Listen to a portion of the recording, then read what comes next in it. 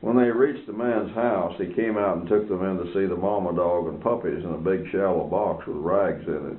The mama was a pretty dog, marked in black, white, and brown. She had big, appealing eyes and beat her tail a little anxiously as they bent over and handled the grunting, sleepy pups. There were 5 left, and of them, 3 were males. One male was tan with white markings and a white vest. Violet chose him. Not counting the tail, his plump little body was only a foot long. She held him in her lap and stroked his head and back with one finger. He promptly went to sleep. From then on, Vida favored him and fed him as well as they could. He was to be their perfect companion in their travels for 8 years. They agreed on the way home that Brownie would be the only fitting name.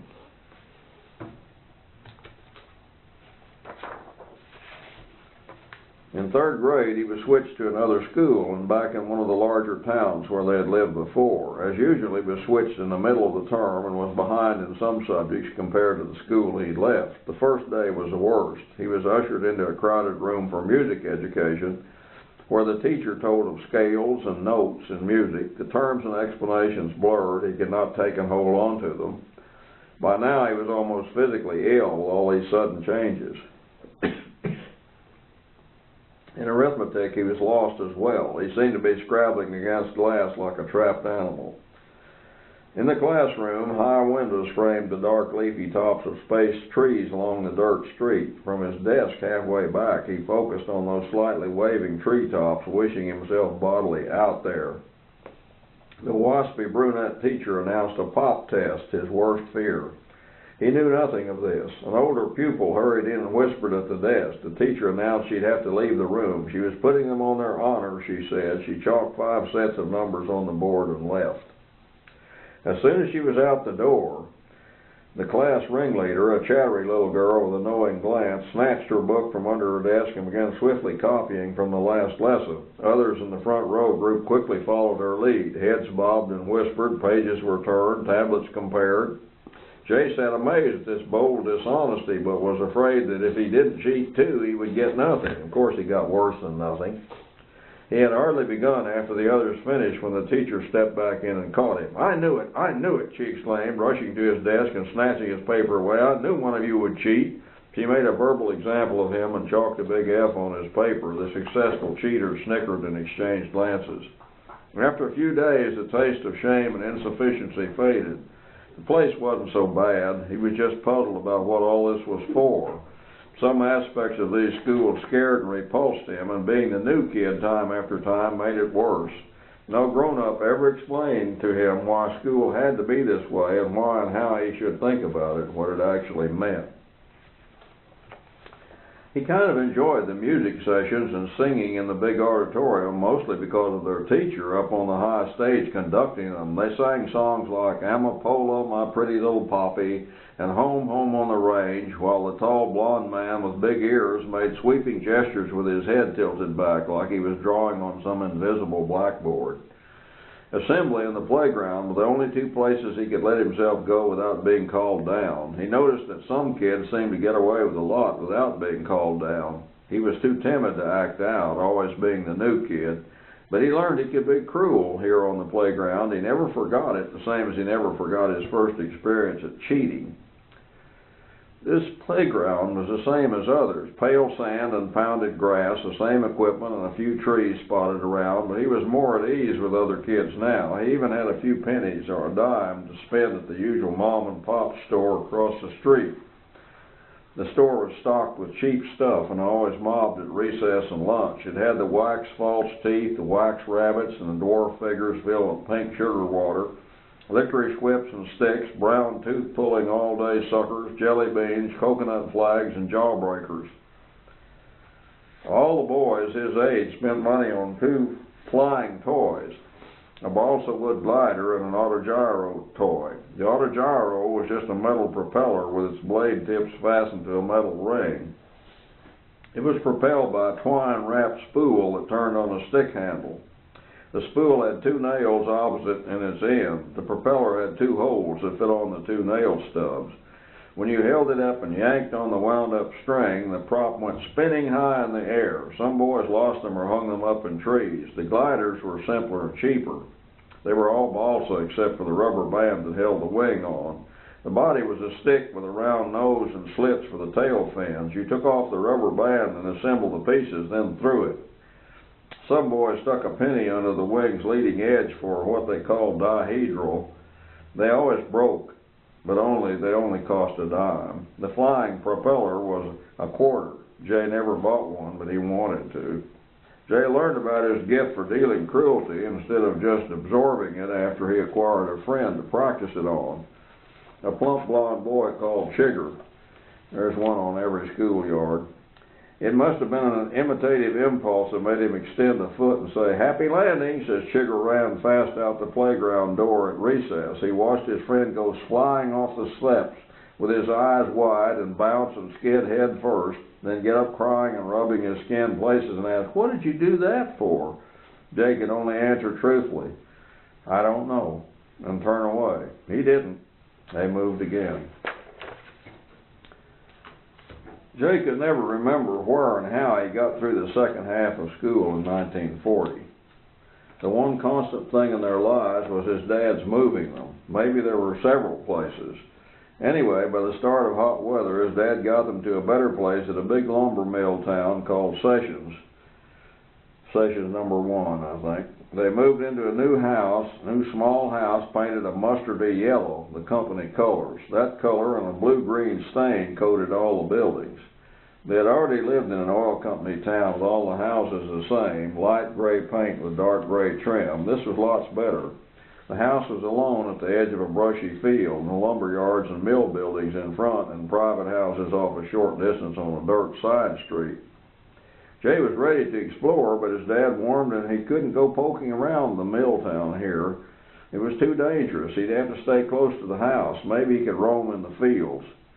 Still, Jay couldn't help disobeying a little. Across the dirt lane in front stood 2 long lines of new spaced boards with their tips crossed, seasoning in the weather. They made 2 long teepee tunnels. He could run down one and then whirl and run up the other. Some of the mill crew must have seen him as they racked and shifted lumber. His dad told him to stop. But it was summer. He had no one to play with and nowhere to go but the brushy fenced field behind the house. He would linger there, walking aimlessly around with Brownie under the thin shade of sassafras and persimmon saplings. Vida found out that a farm nearby had lots of sweet corn. She resolved to can them a lot of corn the modern way. His dad brought in a can sealing machine and fastened it to the kitchen counter, and then boxes of bright new cans with shiny golden insides. Jay got to watch his stepmother slicing off kernels and filling cans, following all the steps just so, and then cranking on the lids neatly, just like store-bought, and then into the pressure cooker, hissing away the designated time till they could be brought out carefully and stacked in a shining pyramid in the corner. And then they all swelled up and had to be thrown away to the sound of words from Vida that made Jay's eyes bug out. His dad just laughed and said, "Better luck next time." Vida said she was through with the cannery method and the extra cans vanished. Jay went back to his lonesome wandering in the field. Brownie never stayed with him too long because he followed his own nose and it led him away fast. But then one afternoon Jay heard a hail from the fence. A black boy, older and bigger, waved and climbed over the fence at a gap in the persimmon saplings and bushes. His name was Leroy. He seemed nice, never said bad things. They talked and laughed a lot and began a routine. Each afternoon his new friend would take this shortcut home. After a half hour or so he would say goodbye and head home over the opposite fence. Then one final day Jay heard the usual hail as Leroy climbed the fence and waved a greeting. Suddenly a thick, ripply black thing reached out in the foliage and clamped onto the boy's arm. His friend's greeting turned into a blubbery scream. He tumbled over the fence into the weeds and grass. Jay ran to where he'd fallen, but he was already up, crying and gripping his bare upper arm, where pale bite marks from the jaws of the large black snake showed starkly on the skin. The snake had vanished as fast as it came. Jay saw no blood or broken skin, but Leroy said he had to get home and have Mama look at it. Still crying a little, he clambered over the far fence and went out of sight, clutching his arm. Jay went cautiously to the gap in the bushes and peered around. No sign of the snake. He puzzled over what caused this. Had the snake taken the glistening black skin of The boy's armed for a rival snake, another mystery. His new friend never came back. The time came for school again, another strange and impersonal new school. All the school process was so impersonal and hateful to him now that he just complied, kind of sleepwalking, let them handle him as they would through the familiar but dreaded routine. Fall was fall and school time, but it seemed dustier and drier here. Now, the smells of school and the feel of stiff school clothes made his stomach cramp. He got by because from the first in his life, reading was easy and natural. He could read and respond unless it was arithmetic. Numbers worried him.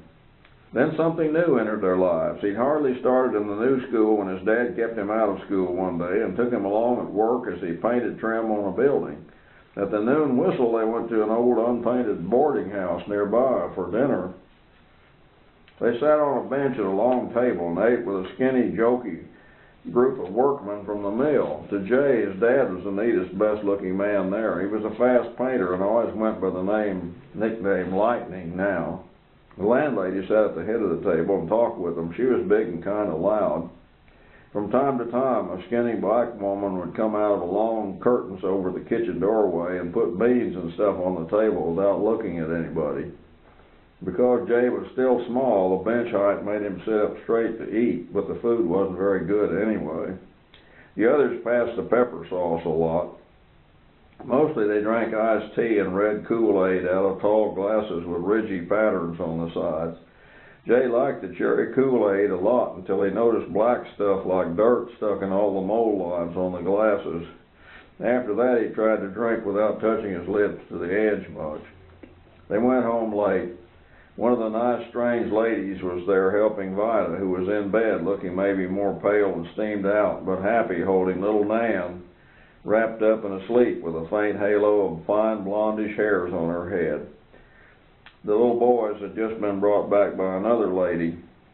His dad acted real proud of baby Nan. With a finger he moved the baby blanket edge away from her tiny face and stayed bent over to look at her for a minute, and then shook his head and smiled and said something about, "If I had a big right to be more careful this time." He laughed about his Aunt Letty being the only girl in his bunch, and then just stood there and grinned. Jay was stunned by how different a girl baby made things. Anyone could see how different she was from him and his brothers. They must be more of a family now that they had a real baby girl. About a month later, on a Saturday, his dad came in from Tyler looking excited. His folks had a serious talk at the table before supper. "Vida, I've met a nice painter fellow, Gib Gibson. He does a few contract jobs on the side and wants me to partner with him and do contract jobs together. And he's got connections. The word he gets is the government is building army camps because of the trouble in Europe.